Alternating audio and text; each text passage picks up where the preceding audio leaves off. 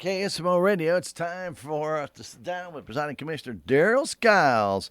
Mr. Darrell Skiles is here waiting for us to begin our interview patiently, quietly. That's amazing. Yeah, Stan, it is. Good morning, everybody. Yes, Stan's on a roll. I'm not sure what's going on. But anyway, all excited about good to be here. Talk about county business. Graduation tonight. Going to be a good time. Graduation. Yeah. Congratulations to all the graduating seniors. I remember the evening I graduated. Very good. Yep, Very good. Sure do. So it is an event. it is an event, and you know, for this, especially even for this class, with all that they've been through with COVID, and then the class last year, the same thing. It's been a trying last couple of years. So my congratulations to every one of them and all the parents, grandparents. It'll be a great evening. It will. Should be a good time. Very good. Look forward to seeing all the great things that these graduating seniors, what they're going to go on to and become, and what they're going to do. It's a good bunch of kids. And if you can't make it because maybe you got things going on, people from out of town, or if they can't make it in, we will be streaming those exercises absolutely free on our KSMO Media web pages. You can go on there to our site, ksmoradio.com. You can do it by Twitch at ksmoradio.com. You can do it by YouTube, or you can do it by KSMO Stream Facebook. Any of the three. And sounds like the weather's going to cooperate for them. Yeah, I think so. To pull it off here for this evening. Last night at the RAD board meeting, Marty said, we'll be done in 57 minutes, and it will rain beginning start like 9:30. He goes, so wow, you got it all planned. That's right. You got a plan. You got a plan. Like a man with a plan. Yes, sir. But anyway, yes, sir. So Very lots good. going on in the county, though. There is. A lot of weather going on in the county, A lot of right, weather Stan? going on in the county, and I know we had some pretty severe weather in some areas of the county yesterday, Darrell. A lot of trees came down. I heard there was a house fire this morning. I know there was a couple of fires yesterday, too, with lightning strikes, and a lot of trees down, a lot of roads.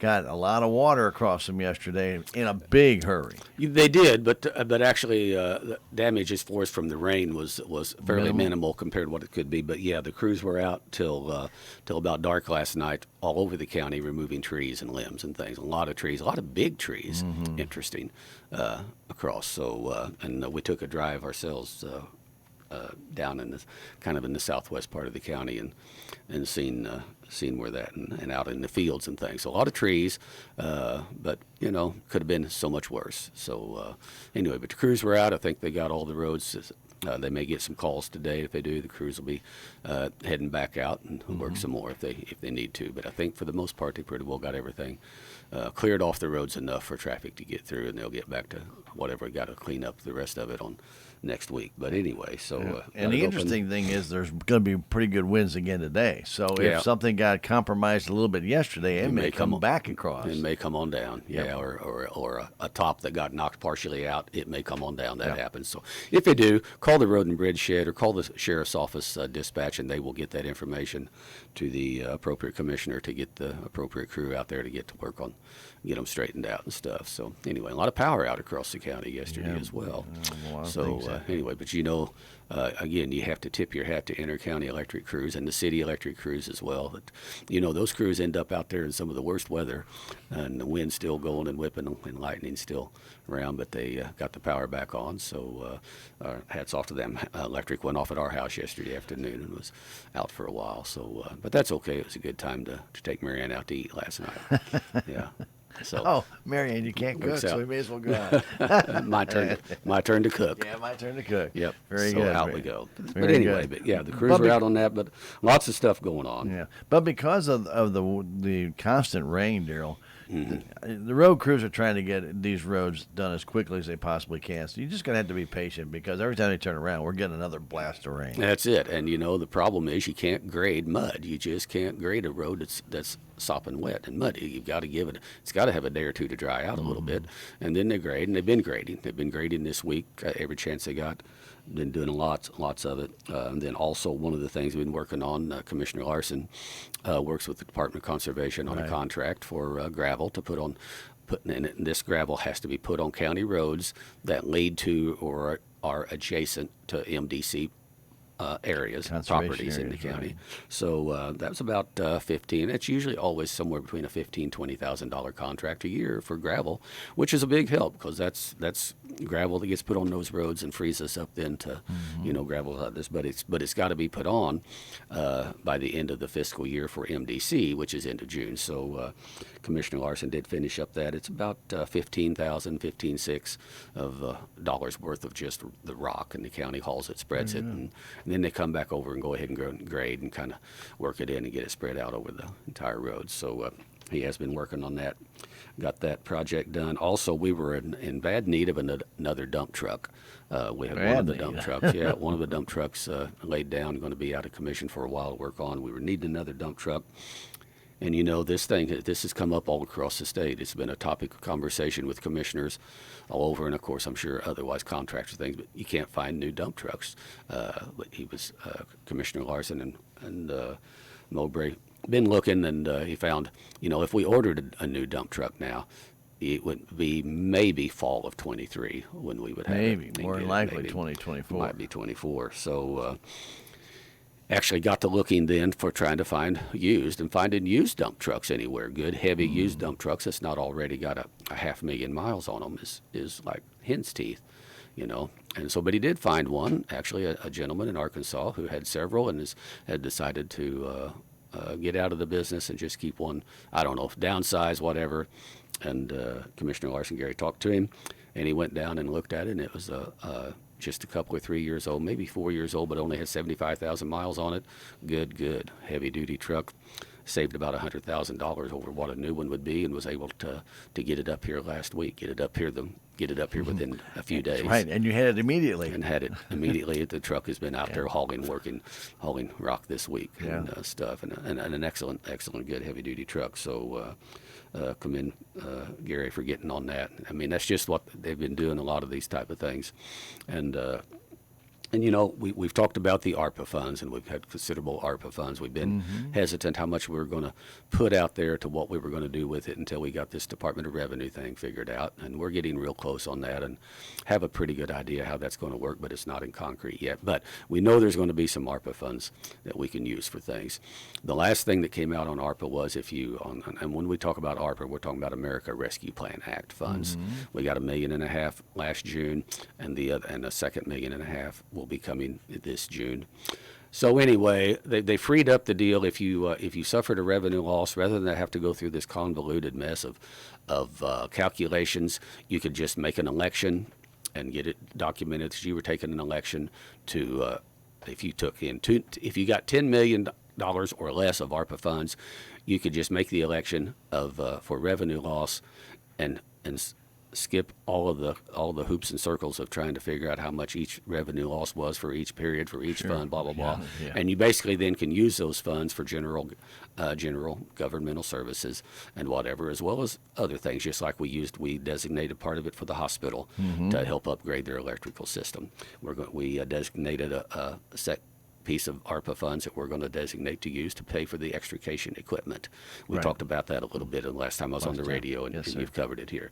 We do have the extrication equipment ordered. At the present, we don't have good extrication equipment. If you'd be in a wreck today, the extrication equipment they have might or might not get you out, but we got some good stuff coming, and we're going to use ARPA funds. We can use ARPA funds to pay all kinds of things. It freed us up to go ahead and just write a check straight out of the ARPA fund to pay for you can buy dump trucks, graders, you can buy any of that stuff you need or want to, so we're going to do that and pay for that. So anyway, we got the dump truck here, and it's on the road, been hauling rock, gravel, and so on. So anyway, so then working on that, we may actually buy another brush cutter. We're in bad need of another brush cutter, as folks know, and especially when you have years like this, which it's wet, who knows what it'll be this summer, but one of our challenges is trying to get around all of our roads and keep the brush and stuff trimmed down so that you can see. It's a safety issue. I mean, it's also an issue as far as being able to maintain the roads, to be able to keep the limbs trimmed. They reach up high and get those limbs trimmed so that the graders can work around the edges of the roads and the ditches.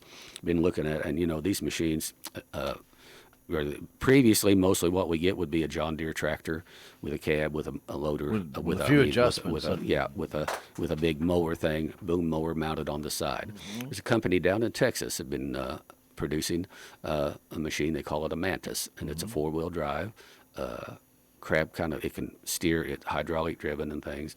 Got a mower mounted on the side.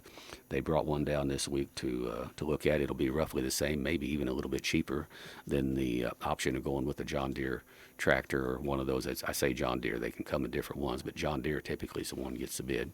But at any rate, there is a state bid. It's I forget the name of it, but at any rate, it is a equivalent of a state bid price on it. And it's a good price, cheaper probably than what the tractor would be, and actually has a little more versatility. It actually has a 3-point hitch mounted on the front of it where you can go ahead and mount a blade, and that piece of equipment then could be used for clearing parking lots and for snow removal and some things along with the deal. The tractor doesn't necessarily allow you to do that near that well, and so I think this machine may work out, so we may end up using that. But at any rate, that gives you an idea of some of the things that's been going on. Yeah. One and other that thing, piece of equipment, before you get any farther, is actually meant just to cut brush That's and it. limbs and trees. Yep, it is. So it's designed that way, and everything about it is made for Yeah, that I remember when the kind of gentleman work. explained it to us, and the different tires, the way it works.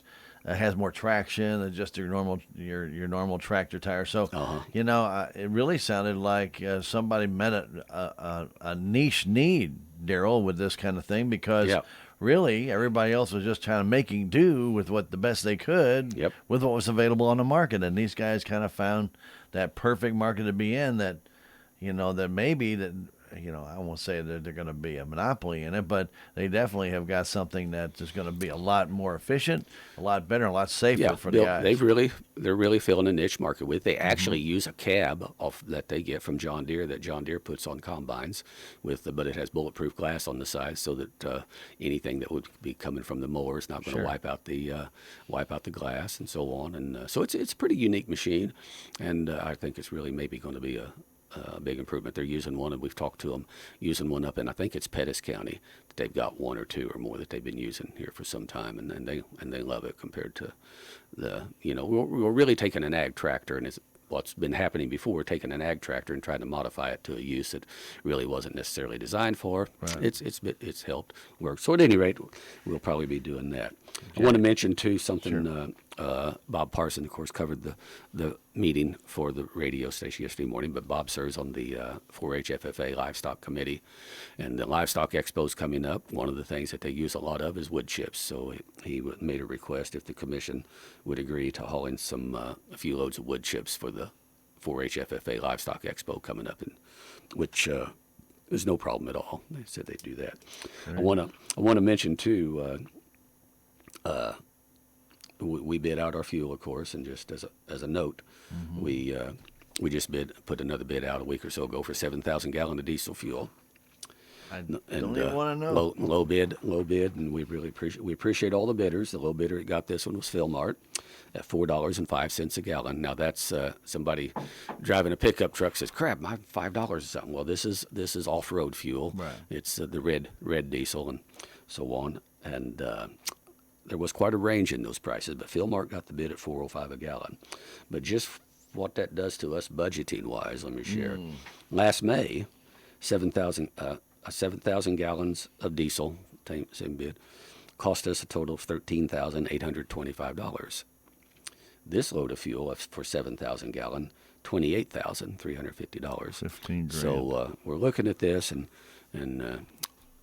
looking at the budget and seeing, I mean, you can just imagine over the course of a year. And this is just for the county for road and bridge, but for everybody I know out there, myself and you, everybody that drives this fuel thing, energy thing is just a real killer. But that gives you an idea how it impacts us when we periodically have to put out for bids. And of course, we go through thousands and thousands of gallons of diesel. Yeah. So anyway, from 13,000, we're not done. No, it's going on up from 13,000 to 28,000 just on one load. Yeah.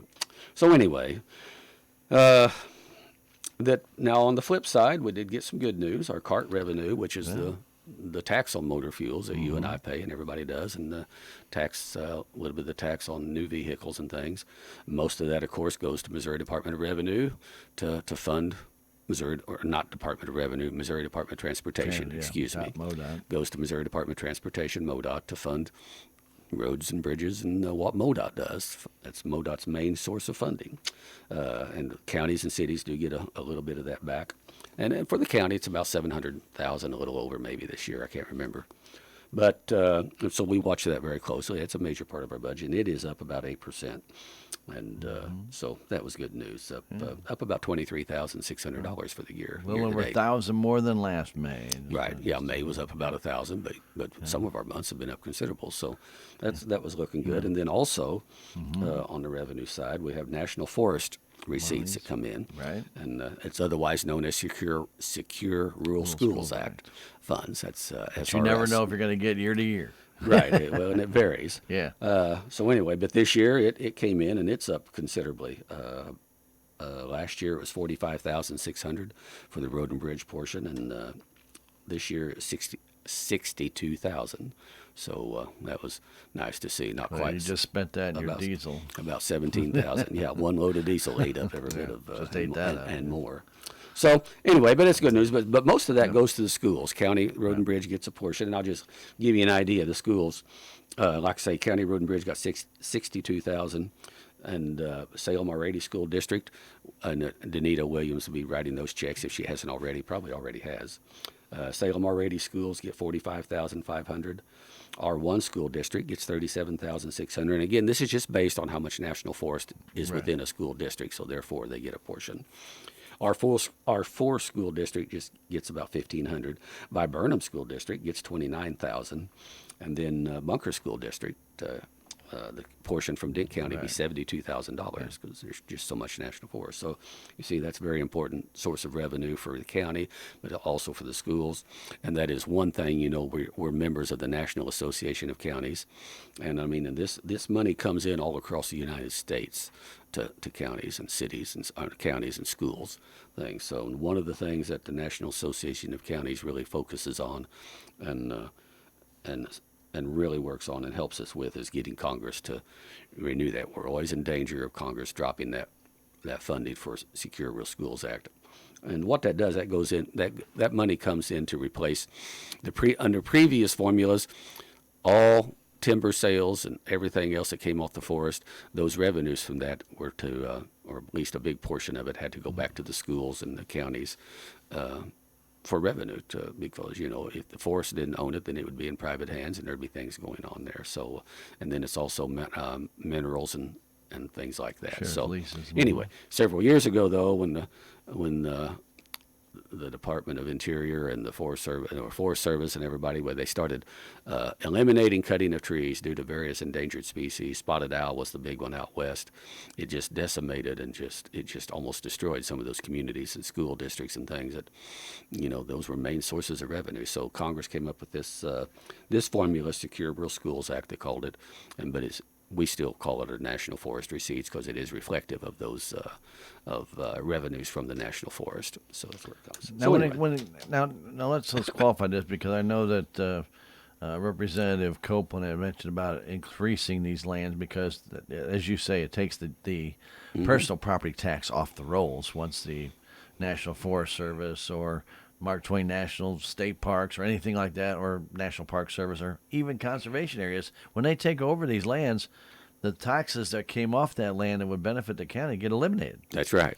And as of right now, that I don't know of any tax on conservation areas that they give back to the county.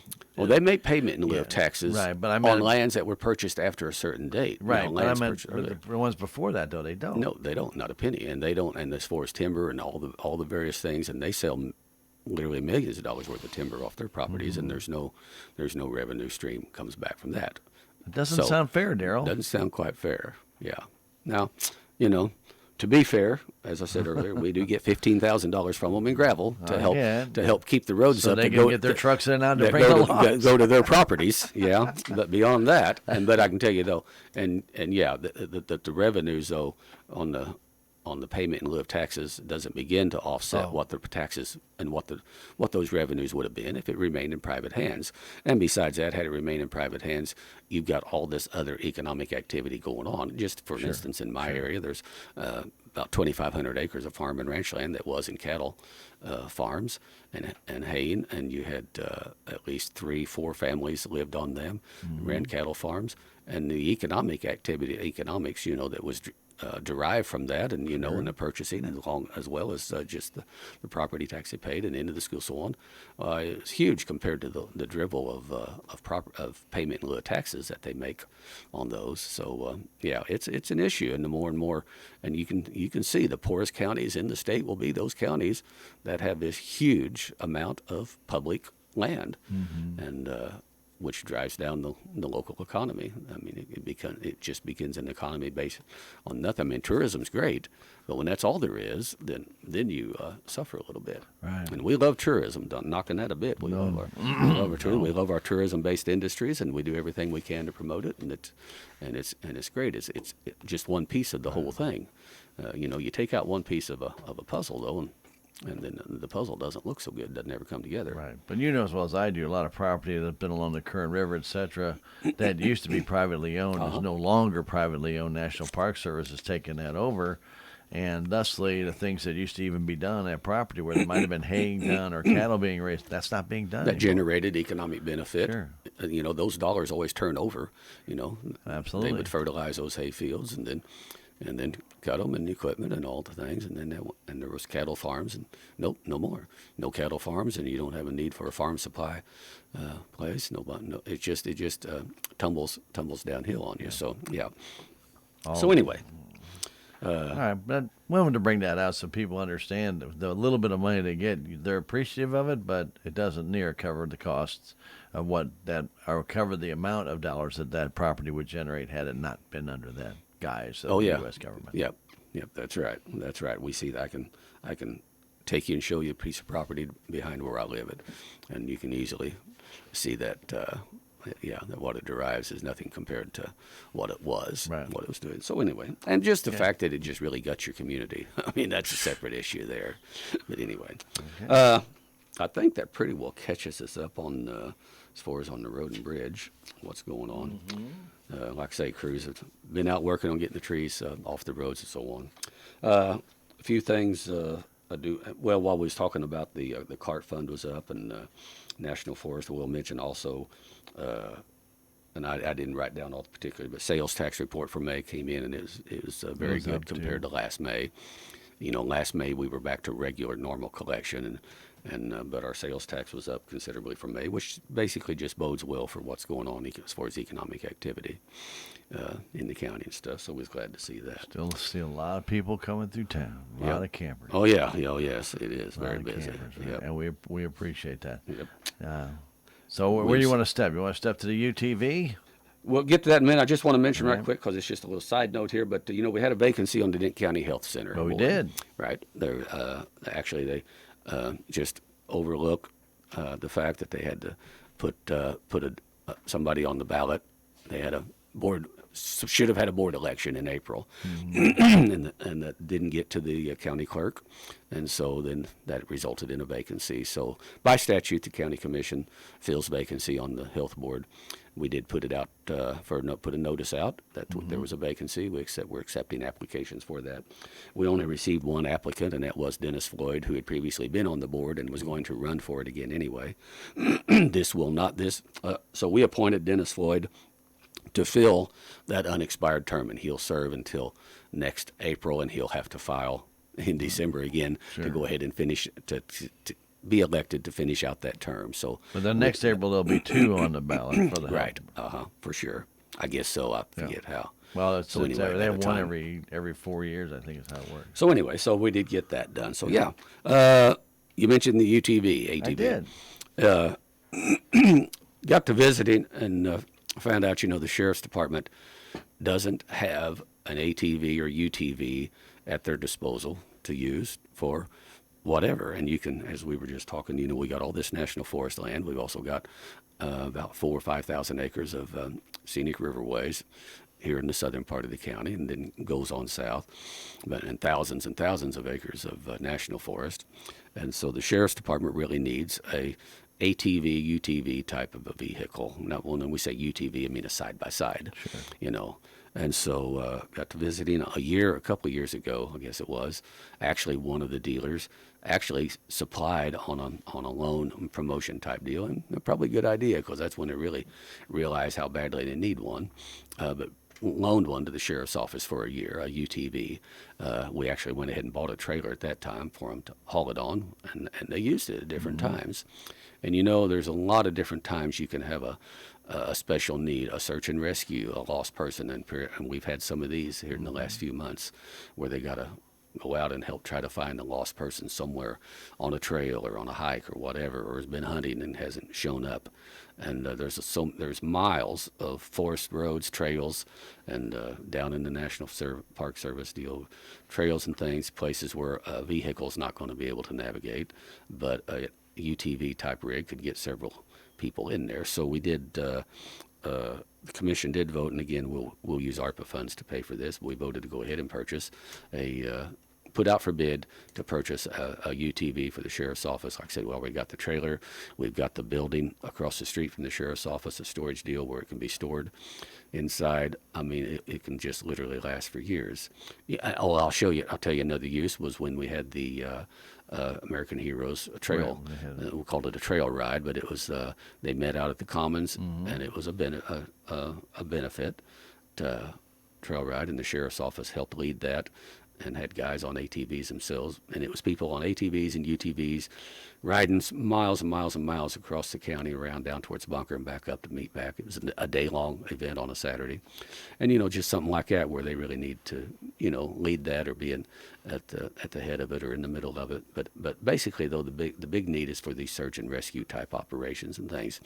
I don't know if you remember a couple or 3 years or 4 or 5 years ago, I guess now. Time gets away. But about 4 or 5, 6 years ago, there was an incident over in a neighboring county where a man and his 2 children actually went on a hike on the trail. The weather turned badly on them. And then before they could get back, it got dark on them. They missed the turn to get back, and they died on that trail. They're counting on their cell phone. Yeah, and it just because of the weather and different things, they just weren't able to mount an effective search and rescue to find them, and they found them the next morning, huddled together dead on the train. It's just the most heartbreaking thing, and I think, you know, things like that, if you know, and this what we're putting out for bid will be a 6-passenger where they can, you know, get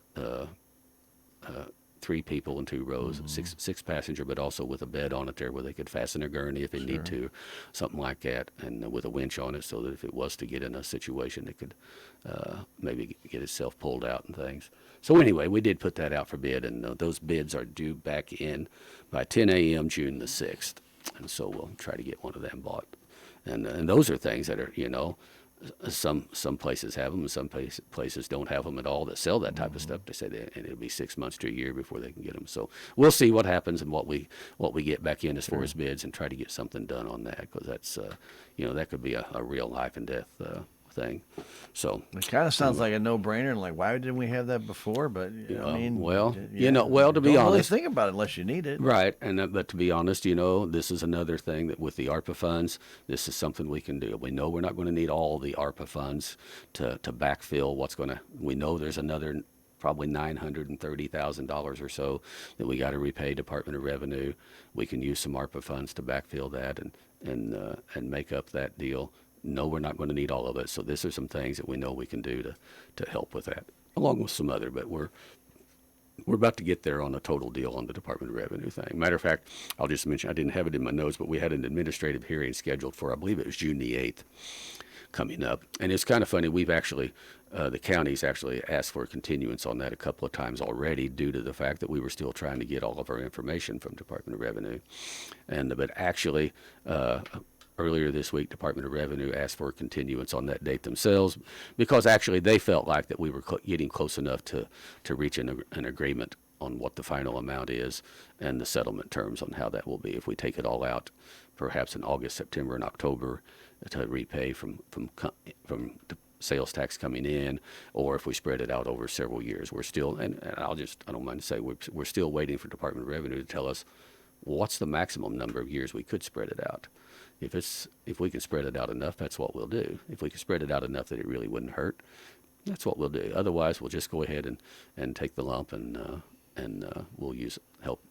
ARPA will help backfill that with expenses and things and cover that, and we'll make it work one way or the other. So it's not a major thing. It's not anything for anybody to fret and worry that, oh no, the county's going broke. That's not it at all. We're in good shape, and we'll handle it. It's just a matter of managing this thing to our best benefit. Provide there's no interest or anything of that nature. There'll be no interest. Yeah. Nope, there'll be no interest, and we're also then we're going to. I think we'll be be getting assurance that this is the final deal, that they won't be coming back. Oh no, now we found another deal. No, that whatever it is what it is, and we move on, which has been one of the main goals too.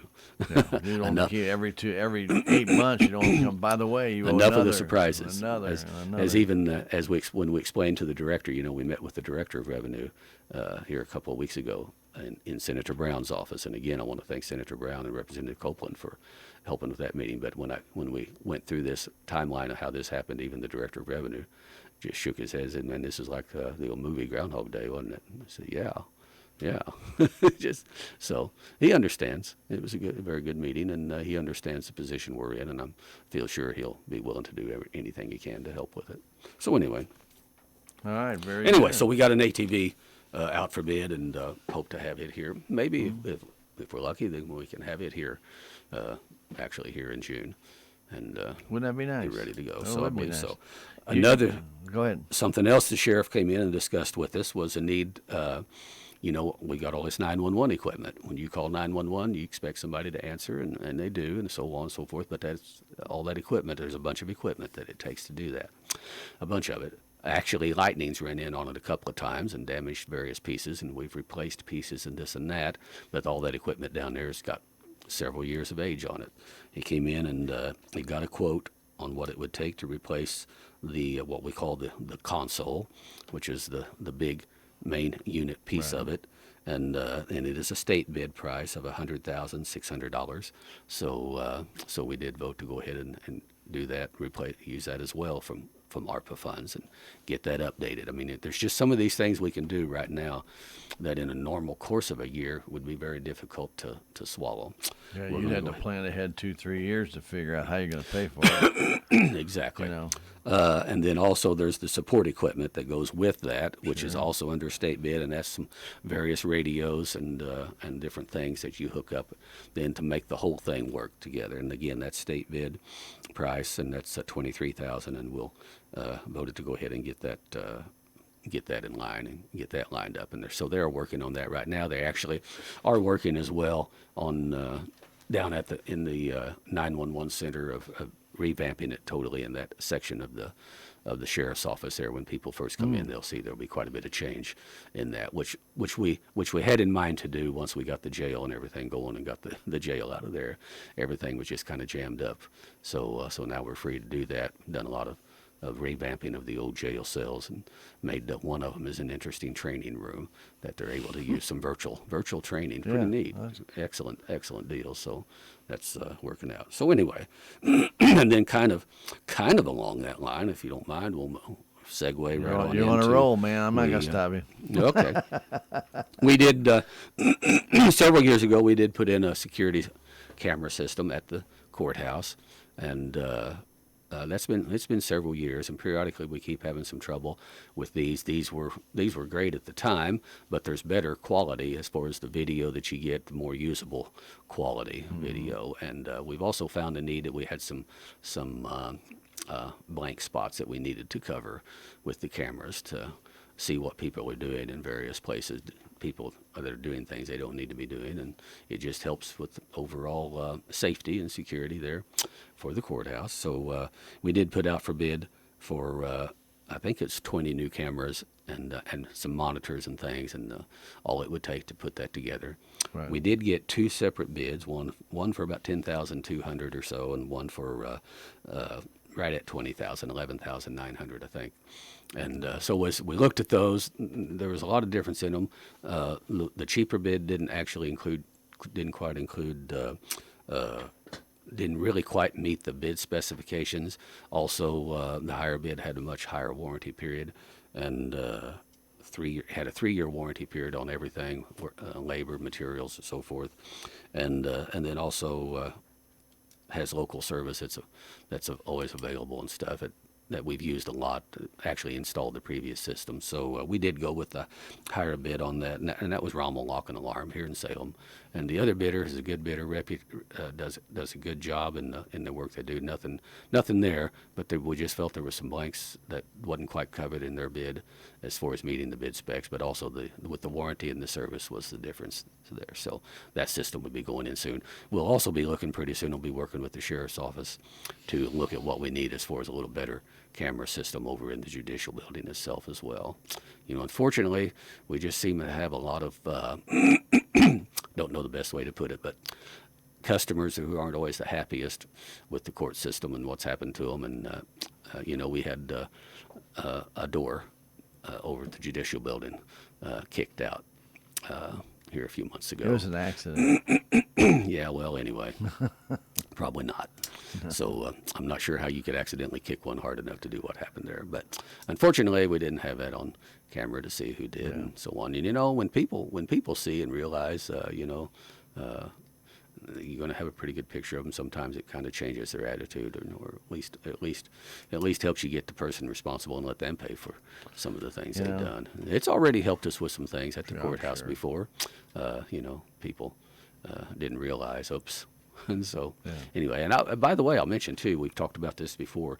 People going out and dumping trash on our county roads and things. We got a beautiful county. We're fortunate to live where we live, as beautiful as Dent County is, and unfortunately, we have a few people who will go out and dump unwanted things on the roads. And so, I just will mention that we are going to be making more use of good cameras, and some of these folks are going to be surprised to learn that they're on candid camera, and they're going to get to pay for some of these things a little more. So just let that just kind of sit in the back of folks' mind. They just need to realize. And also, if you're out there and you see a vehicle hauling some trash or something down the road, if you wouldn't mind, get a license number. If you can, don't don't put yourself in danger in any way. But if you could get a description and license number of a vehicle's a little suspicious, what it looks like it's doing. Most of us know the vehicles of the people that live on our roads and things, and so people that dump their trash on the roads, they won't do it on the road that they live on. They want to go dump it on somebody else's. Yep. So anyway, they don't want to blow them back on their property. So anyway, we got that coming in. Those are now on order. So very good. I Anyway. know you attended a SACPA awards meeting. We haven't had one in a couple of years. It was nice to see that they rejuvenated that. Yes, I did. And I'll just mention very briefly. Yeah, I serve as the county's ex officio non-voting member on the SACPA board, and enjoy it. And I really appreciate what SACPA does. And they do a lot of various things around the community. And they had an awards recognition night to just give people in various categories, and a young person too, awards to be recognized and given credit for all the good things they do and the hard work and things that it's really in about every community, and especially you can see it here in Salem, Dent County. It's all the volunteers, the people who never get enough. They don't do it for any credit. And that's not it. They just volunteer their time, and that makes the world go round and makes it a better place. And so you got school board members. You got your volunteer firefighters, for crying out loud. Look at what they do, and that's a commitment. But it's all those other little things that people volunteer to do and help with. And I was really really happy to see Michael Helm, who always served as Santa Claus and just done such a great job and just done so many different things. Such a great he was artist, an artist, too. Yeah. such an artist, and such a nice, loving, kind man. And we lost him here a year or two ago, and his sister was there to receive an award in his name, stuff. So it was a pretty neat evening, and I congratulate all of those who were given awards. Yeah, we've had some. In talking with some people, we've had some fantastic people in the past. Libby Sanders is another one, and I was really proud to nominate Libby Sanders for the Merrimack Regional Award as well, and she got that. I remember when I came here, people like Phil Askey and things like that. Yes. This has been a tradition in Dent County for years and years and years, and And you just have to. I think people get maybe used to these people being there, but without them, things don't get done. And we always want more people to volunteer and get involved. Once you do get involved, you might find out that it's kind of contagious. You do like to help out, and if you complain about something and say, I wish they'd do something like this. Well, why don't you go to their meeting and find out and see how you can maybe help out? SACBA is one. SACBA stands for Salem Area Community Betterment Association. Jenna Deason, down at Living the Dream Realty, she's the chairman of it right now, and they'd be more than happy to have your help and have your membership, and then get involved. There's different committees that do different things. Beautification. Joyce Bradley works around town. You'll see her out sweating, toiling with the various flower garden deals and things up and down the streets. And it's just all those little things that everybody works together to make it work. SACBA covers a lot of different areas, Darrell, and I know that maybe people Farmers don't know Market. that Farmers Market is part of Salem Area SACBA. Arts Council. Yes. ONCRC building. They take care of all that different things. They have their own offices right there as well. These are just some of the things that they do, and if you're not familiar with what that they do, it might be time to maybe stop by the farmers market this Saturday morning and ask some people. They'll be more than happy to tell you about it. And you got a big Spring Fest coming up this weekend. I think Tom Haynes is still in charge of farmers market. Usually, always there. Talk to him about Community Betterment Association, and if you're interested in things. But they do all that, and just a number of things. And the ONCRC is just a great asset to have. Oh, yeah. So we're very fortunate to have those in our community. And now the Creative Arts Center back there, where they have continued art classes. You have a former Salem R80 art teacher with Tana Kedner and other great people who've done art for years that help out. My goodness gracious, you get to learn more different things about it. And then our great artisans that we've had around here for years. As I mentioned, Spring Fest is tomorrow, 9 to 3 down there at the Creative Arts Center. So, that's all part of what SACBA does. They keep all these people going. They keep them together. They keep the organizations prospering. And that's what it's all about. Right. You got those, those organizations like SACBA, Council for Healthy Dent County, all of them all work together to make it work and make it a better place for all of us. Yep. Do a really good job, and go and tip our cap to them. I want to mention also something we're doing. We've had some engineers working on looking at studying the courthouse, and we need a lot of exterior work done on that. We actually have had Corky Stack from Stack and Associates engineers over at St. James, and they actually were the engineers I think that worked on the adding the gym on down at the Armory for the Council for Healthy Dent County at the community center. And so we actually employed him to actually work on this, put together a plan for getting this done. And he come in and he's ready to get this out for bids. So there's going to be advertised and to get bids done to improve the exterior, to rehab and repair and rehab the exterior of the courthouse, all those things. It just needs a good facelift. So those bids will be due back in 10 a.m. June the 22nd. I believe that's a Wednesday. I think we decided that would be the only thing that we would do there on a special meeting, just to get the bids in, open them. He'll take those bids in and review them, look at them, and might even be able to be back to the regular meeting the next day to give us a recommendation on proceeding, because we want to get the work done on that if we can get going. At least some of it done this year. At least get some of it done. We're not going to get it all. No, we're not going to get it all done this year. I'm sure of that, but we can get a big chunk of it done, hopefully this year. We've put together aside a sizable sum of money on capital expense to cover a lot of work on the courthouse. Whether it's enough, I seriously doubt. That may be another thing we use some ARPA funds for. We'll just see. We'll have to see as we go along. But every year, any deterioration you had, Darrell's going to get worse. I mean, the Christmas lights are getting very, very brittle. Oh, they're horrible. Yes. And and having to try and repair them every year. If you can put a brand new LED lights around there and take the pressure away. When we get all this exterior work done, the last thing that we'll do will be installation of new Christmas lights on the updated Christmas lights on the old courthouse and fastened on correctly. Well, these have lasted. Oh, it's incredible. Some year, or gotta be over 30. 20. Gotta be 25 maybe. Yeah. But those wires are starting to pull apart. They're getting a little brittle. Yeah, it's a challenge every year to get it all patched together back to make it work. But it sure looks good when it works. It does. It's a beautiful building, isn't it? Yep. Sure looks good when it works. So anyway, so we done So that. you went to an informational meeting in Montauk as well, and I think there's another one tonight down at Echo Bluff, if I'm not mistaken. I think that's tonight. Yes, there's been with this job, of course, there's just constant meetings of something every day. I attended also a solid waste management district board Right, meeting. you did. I'm not going to get into that anymore. One of the things we talked about on that again had to do with what I talked about earlier, all the dumps in the national forest. And one of the things solid waste district, we'll get back to Montauk in a minute, but one of the things the solid waste district does is through the grant program, we pay for coordinating several dump cleanups on the national forest, and then they get volunteers.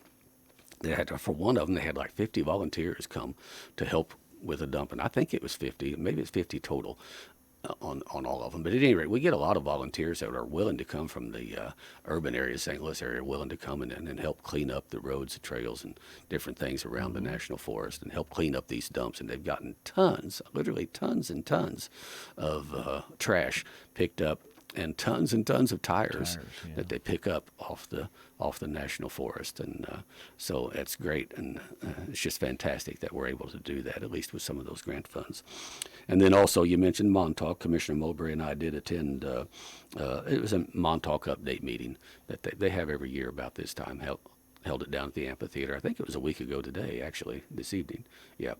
And they just updated kind of where they're at and what's going on as far as some planned improvements and different things. I think they were still kind of up in the air yet what the legislature was going to do as far as appropriation on everything. But they got a lot of maintenance work to do and things, and so we look forward to that. Montauk is one of the most, if not the most, heavily used state parks in the state for camping, and it's very popular. The old lodge is showing its age, and it's needing some either major work or what they really need, and we keep talking about, and it's been coming up more as a larger expanded lodge, maybe moved up the hill somewhere that would have Stay out of the water area. Yep, and it would have maybe expanded rooms and things. They're looking at doing some major improvements in all the cabins and some things like that. That or elevated. Yep. So Put up anyway, on- well, what they'd probably end up doing, I would, and this I'm just imagining out loud, Sure. I would say the one that's there would stay in operation until they got a new one built just further up the hill. They probably would need to maybe first build new offices where the Cersei building is, build new offices somewhere, and then maybe locate a lodge up in that area, just up a little bit next to the road, and that way, to me, that's what makes sense. What they've got would stay in operation while they were getting everything else ready, and then do some rehabbing of what's down there for other repurpose it or something. I don't know. It's all out there, but the state has money there, and I know Representative Copeland, Representative Benny Cook from over in Texas County, and all that. They're all supportive of that. Right. So we'll see what happens. But it was an interesting meeting to go to and hear kind of what is planned. So you talked about some numbers at the commissioner meeting, and I was amazed at some of those numbers, especially in the year you're talking about, because we had COVID and things of that nature. You're thinking, there's no way they could have had those numbers. It's been consistent. And you want to go on the site, you can actually see the attendance at the state parks. And some of these are estimated based upon the amount of cars and things that they see, but some of them are fairly accurate about staying fishing. They actually take numbers from trout tags and fishing licenses sold. And so they have some definitive information. But in the year of COVID, the 2021 year, the 19 and 20 year, 559,000 people. Over 500,000 people went through Montauk, which is, they're open all year, but they're major. And that's their best count. They don't really have a full exactly. count. You got all these family reunions, all these different events where people come and or somebody like you and I just drive through because we haven't been there in a while. Yep. That's just numbers they could get hard tabulations on trout tag sales and on campsite reservations and cabins and things. So the actual number is probably closer to 700,000 or so. But I was amazed when I started looking at the previous year, and it's been fairly consistent. And actually went down a little bit last year, which I was kind of shocked at. But then you start thinking, well, we did have a couple of weather incidents where you have to shut down the park because it's underwater for a short period of time, and then it opens back up. But for a lot of things, Echo Bluff's going to have a little play in that. And Right. now the current River State Park they're doing improvements there. So anywhere that there's improvements, it does draw a little bit away. But if you think 500,000 people going through Montauk State Yeah. Park, and really you look at, and I know they're open 12 months. We all know that. But their heavy months are March 1st through the end of October. Right. After that, you got catch and release. Not a lot of activity going on. There's some turkey hunting. People go down, look at the trout, feed the trout that are, spawning and things of that nature. But a lot of people do go down there all year long, though, Darrell, and they walk the trails and they go down there just to take in the beauty or go camp. Right. All year long. It is a destination for a lot of folks. And I tell you, it'll be if they were to build a bigger lodge, and a lodge that would have a little more motel-type accommodation built onto it, as well as some rooms built on large enough for some conferences, for 40 or 50 people or so. It will attract a good bit more who love it for what's there. It just isn't the lodge accommodations just aren't near enough to accommodate.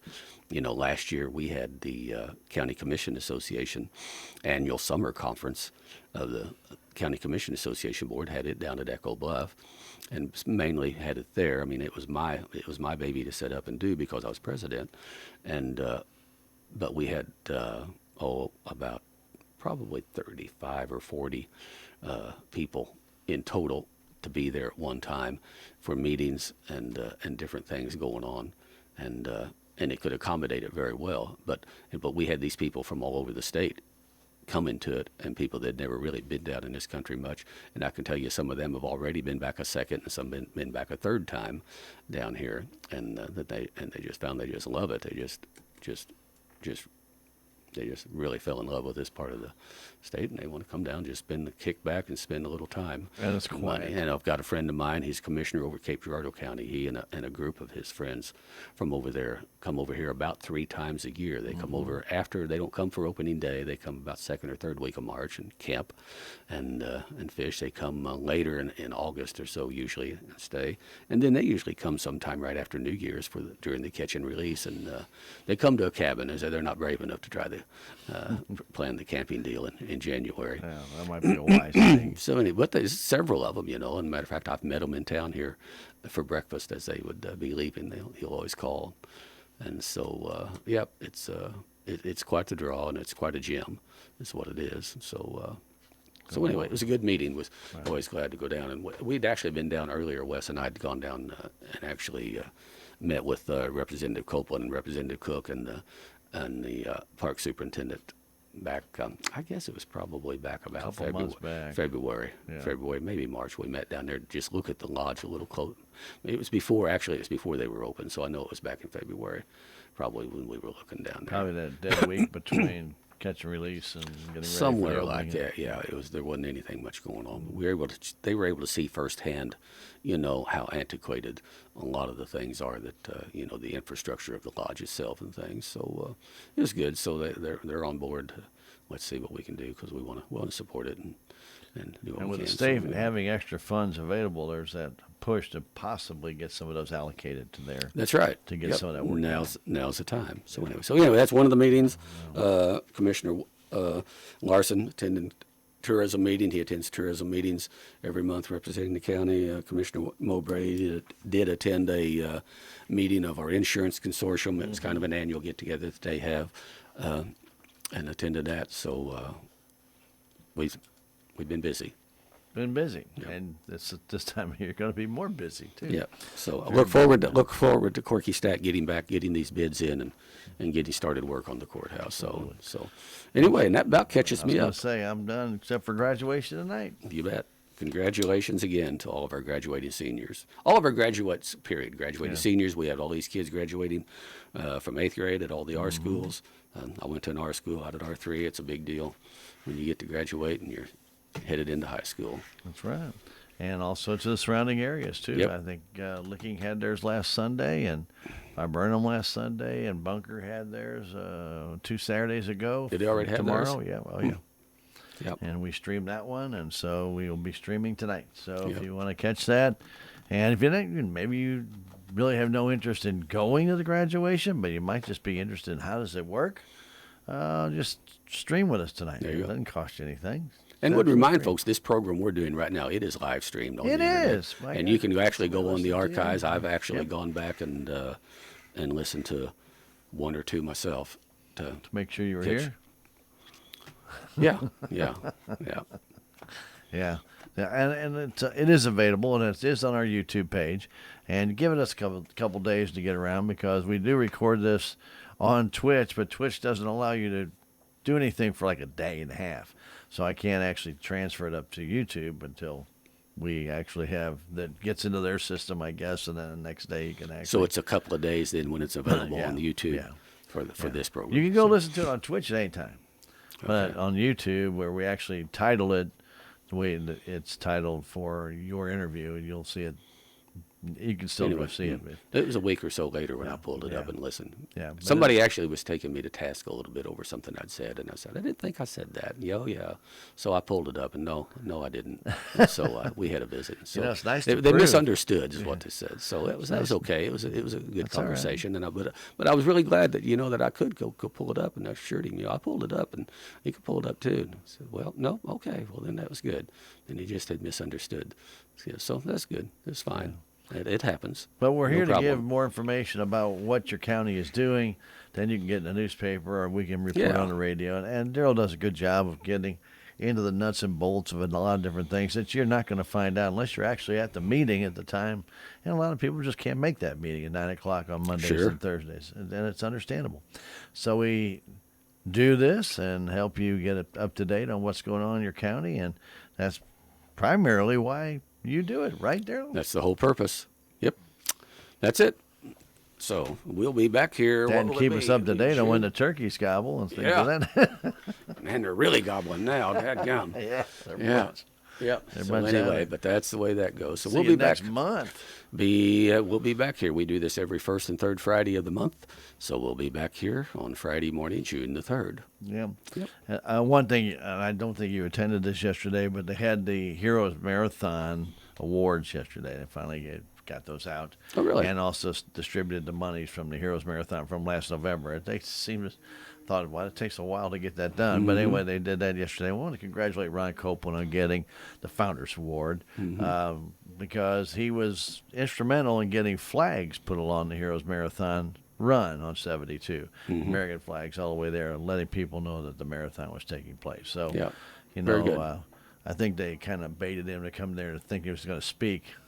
Oh, yeah? He got an award. So Yeah, good you know, deal. but that's good. But we want to thank Sean Bolerjack and the entire committee for the Heroes Marathon for all the work that they do. That's a fantastic thing. I think it was 14 different organizations that ended up getting some money out of that. Yeah. Good deal. Fantastic. Real good. So Yeah. I want to tip our cap to them. That's a great thing. And because of that, we have a 5K, 10K coming up next Saturday That's right. here. And it's to benefit the Salem Running Club, trying to get some new trails put in for running here in town. From my understanding, there's 140 entrants into Oh, that my gosh. coming up next week. And we'll be streaming that live Yeah. here on KSMO Media. Be a neat deal. Yeah, Yeah. the 5K and 10K. So if you can't make it out there to support, we hope you can get along the routes. They'll be posted, and you can check it out on runsalem.com. You can go do that and check out where those routes are. They got the maps there. Get out there and support these people that run. They're doing it because they love to do it, number one, but they're helping Salem Yeah. by doing it. 'Cause Exactly. They do pay to do this. Going back to our comments about all the volunteers that it Exactly. takes putting it together. Yep. A lot of work. Yep. A lot of work goes into that. So we, again, thank all those people who are part of that, making it happen. There's a color run as well next Saturday. If you don't want to do the competitive 5K or 10K, bring the kids out and go on to the courthouse square, because we know that they came and asked permission to do that, use the courthouse square. They'll meet there, and then they have this little area down 4th Street going from the city administrative offices all the way to Pershing, and they're going to be dousing you with a whole bunch of color. Yeah. Interesting. Yeah. Well, it ought to be colorful. Ought to be colorful. There's no doubt about that. We want to thank Darrell for coming in and spending some time with us. This is not a free program. He does pay for this out of his own pocket. And we do thank him for doing this for the many years that we have been doing this program. We thank Several. him again for that. We also want to thank all of you for making it possible. And keep letting Darrell know if you got comments or something you want to hear on the program that he's making comments on, Oh, yeah. let him know. Yep. Yep. He's not hard to find. I can always tell you, open. every Monday and No. Thursday morning, I know right where he No. is. No, not hard to find at all. Yeah. Okay. So there we go. I do appreciate the opportunity. And again, we'll be back here on Friday, June the 3rd. And as I said, I do appreciate the opportunity to get a little more information to folks. And until we're back here then, I do hope everyone will be safe, happy, healthy. God bless each and every one.